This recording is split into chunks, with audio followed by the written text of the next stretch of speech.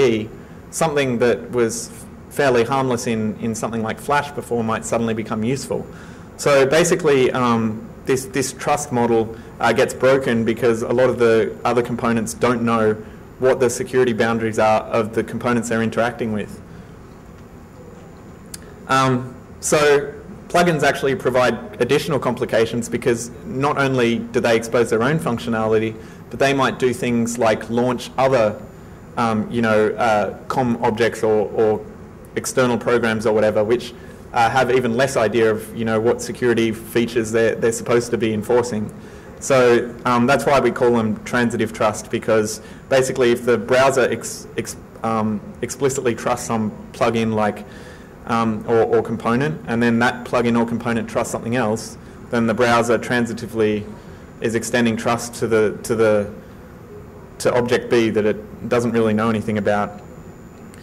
So earlier this month, Ryan and David Dewey actually, they were looking into the ATL and all the different instantiation code that we were talking about before, and they noticed that that you were able to bypass the killbit feature of Internet Explorer. Basically, like I said before, there's been quite a variety of ActiveX controls in the past where just instantiating them within the browser context was unsafe. It would allow you to jump to arbitrary memory or something like that. And rather than specifically fix that problem, Microsoft just killbitted them and said, you can't instantiate this anymore. But what happened is, Ryan and David were looking into persistence, and there is a large amount of opportunity to create objects from persistence because we have permissive property maps where types can be anything, or you can specifically have properties where they're actually objects themselves. So if the property type is like VTempty, VTDispatch, or VTUnknown, it basically says, okay, I have to read a class, I have to read an object from the file here. So it reads a CLS ID of whatever the object is, and then it instantiates that object and tries to load that object into memory. So obviously you could pass the CLS ID of a kill-bitted control in one of these data files that was being instantiated using safer initialization, and you would be able to instantiate these dangerous controls and exploit the vulnerabilities that were thought to be patched by the kill-bit protection. So there was a couple of limitations and requirements for this. First of all, you had to have an ActiveX control that could exist that was safe for instantiation. You had to have a property that you could load that either had no type, like the permissive property maps, or VTDispatch or VTUnknown. The scriptable methods of the object that you instantiate are generally not reachable. However, like I said, in a lot of cases, just instantiating them is bad enough. And then basically but the iPersist load function, of course, is reachable. And this was a significant problem to fix because it wasn't just patching like a DLL in one location and like, okay, we're not allowing this anymore. But basically everyone that had safer instantiation controls, which is like hundreds of ActiveX controls apparently, were all using this code that would, and they might have had permissive property maps and stuff, and they could all, be used as a mechanism to load these kill-bitted controls. So it took quite a long time to fix. One other example here is I wanted to go back to talking about the protected mode stuff. Like I said before, there's a lot of plugins that run out of process, and they are launched at either low integrity or medium integrity. And if their policy D word was 3, they silently launched at medium integrity level. So exposing any functionality from these plugins presents an opportunity to exploit the trust that is extended to that object by using it to escalate past low integrity mode. So I had a look at Java, which runs out of process, and this is Java actually registers a number of binaries when you install it to run at medium integrity level silently. So the jp2launcher.exe program is an example. It's used to indirectly launch Java. It gets a path supplied from the command line, append/bin/java.exe, and runs that as medium integrity, right? So that seems good because you can just download a program and run it. But like I said before, if you download a program, it's going to have that low integrity SID attached to it. So when you try and execute it, it will actually run in low integrity mode, not medium.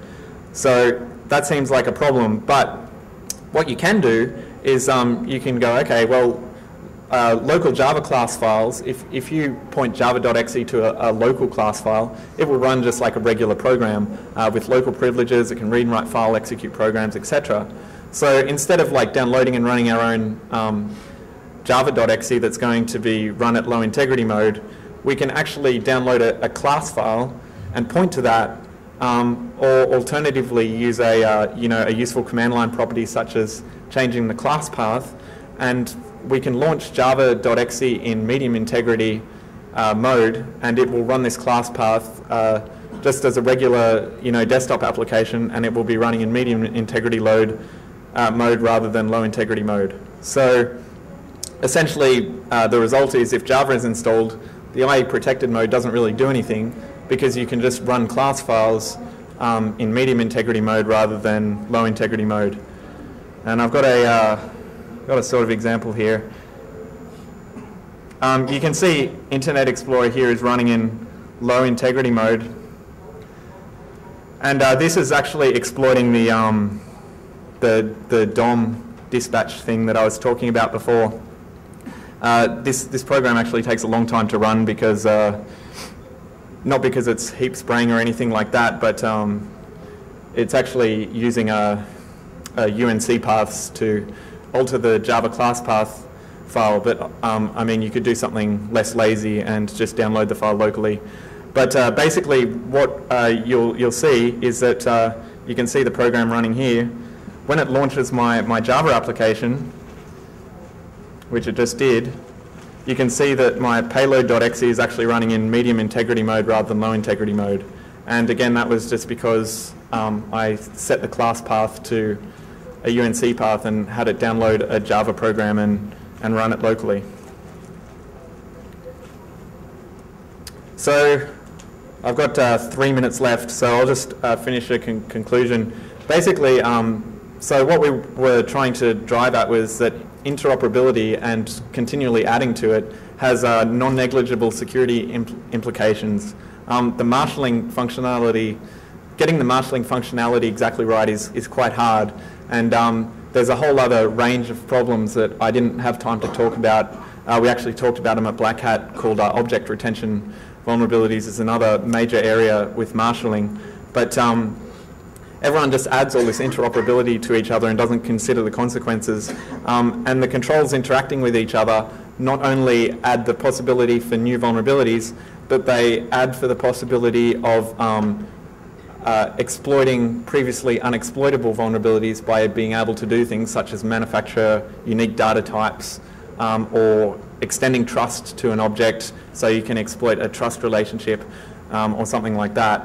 So, and again, the interoperability layers that I talked about are just in the browser, but actually this is an issue that we think extends far beyond the browser to many other areas. So there's a lot more depth for all the topics that I talked about at our paper, which we put up on those websites, taossa.com and hustlelabs.com. Does anyone have any questions? Yeah? Quick question. So when you say that downloaded applications are tagged with that low integrity SID, what do you mean by download? Is it anything written from a low integrity process?